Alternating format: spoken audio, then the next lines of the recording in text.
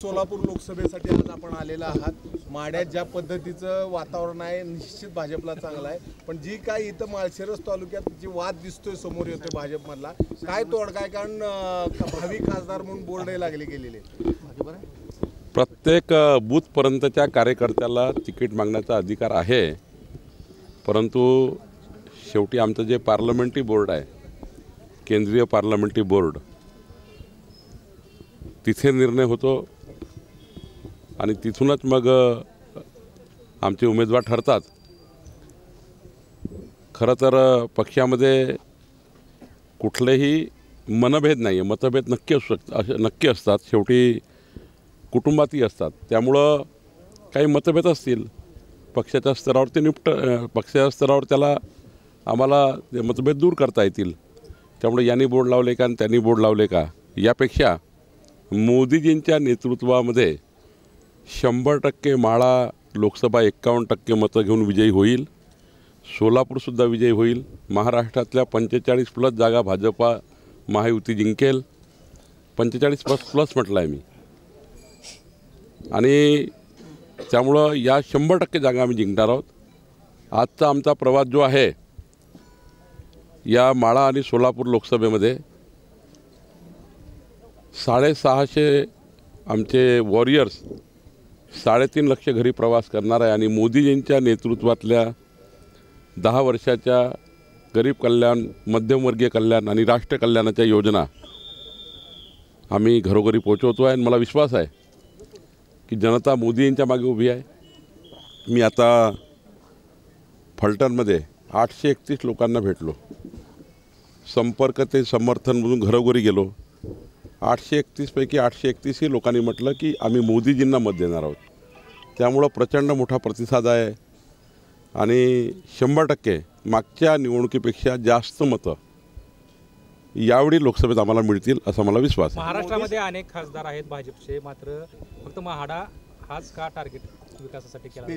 Special मला या गोष्टीचं अभिनंदन करायचं आहे की देशामध्ये आणि महाराष्ट्रामध्ये जर विकासाचा विचार केला तर देशातल्या पहिल्या 10 खासदारामध्ये रणजित नाईक निंबाळकरांचा त्या ठिकाणी उल्लेख होतो। ज्या पद्धतीने विकासाचं चित्र त्यांनी माननीय प्रधानमंत्र्यांसमोर उभं केलं आणि माननीय प्रधानमंत्री महोदयांनी आमच्या खासदार महोदयांना प्रचंड ताकद दिली। 40 वर्षात जेवढे कामं झाले नाही तेवढे कामं माननीय रणजित नाईक निंबाळकरांनी करून दाखवले आहे आणि याचा प्रचंड आदर माझ्यासारख्या अध्यक्ष म्हणून राहिलेल्या कार्यकर्त्याला आहे। मोदी साहेब विष्णूचा 13वा अवतार आहे असं म्हणतात। मोदी साहेब विष्णूचा 13वा अवतार आहे कोण म्हणतात? राऊत ना संजय राऊत साहेबाकरता नितेश राणे साहेब आहे प्रवक्ते। पवारांनी मागितले जेवढे शिंदेंना जागा देतील तेवढे आम्हाला मिळाले पाहिजे। आमचे तीनही नेते देवेंद्रजी, एकनाथजी आणि अजित पवार आणि आमचे केंद्रीय नेतृत्व आपसात बसून जे ठरवेल ते मान्य आहे आमच्या पक्षाला। आणि आमची प्रायोरिटी काय आहे?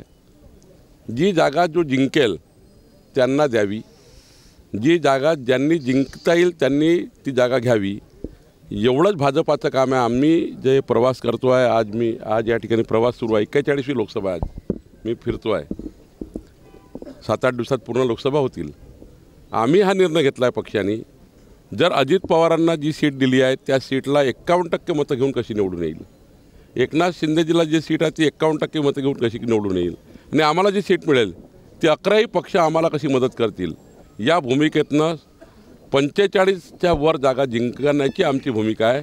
आणि तुम्ही जेव्हा निवडणुकीचे निकाल बघाल तेव्हा 1 वाजता मी तुमच्याशी भेटील, तर माळासुद्धा महाराष्ट्रात प्रचंड बहुमताने विजय होईल, सोलापूरही होईल, महाराष्ट्रातल्या 45 जागा विजय होतील। मुख्यमंत्र्यांना पण निमंत्रण दिलेलं नाही, मुख्यमंत्र्यांना पण असं आहे, जेव्हा कुठलंही आयोजन असतं त्या आयोजनाची व्याप्ती काय आहे, त्या आयोजनाचं स्वरूप काय आहे, आयोजनकर्ते हे टप्प्याटप्प्यानं प्रत्येक गोष्टी ठरवत असतात। आता मला नाही बोलवलं, देवेंद्रजीला नाही बोलवलं किंवा अजून कोणाला नाही बोलवलं तर संपलं का? 22 जानेवारीला तंबूतनं रामलल्ला जगातल्या सर्वात सुंदर मंदिरात जात आहे, जगातली सर्वात मोठी दीपावली, याचा आनंद आहे आपल्याला, हा महत्त्वाचा आहे। आणि मग रामलल्लाचं दर्शनाकरता तर 24 तास उघडत आहे ना, मग कोणी जाऊ शकतं, केव्हाही जाऊ शकतं। हाच आग्रह का की 22 जानेवारीलाच आपण गेलो पाहिजे. निमंत्रितांनी जेवढ्या व्यवस्था त्या ठिकाणी आहे आणि व्यवस्थेनुरूप जे जे लोक आहेत ज्यांना बोलवायची अपेक्षित आहे त्यांना बोलवलं असेल.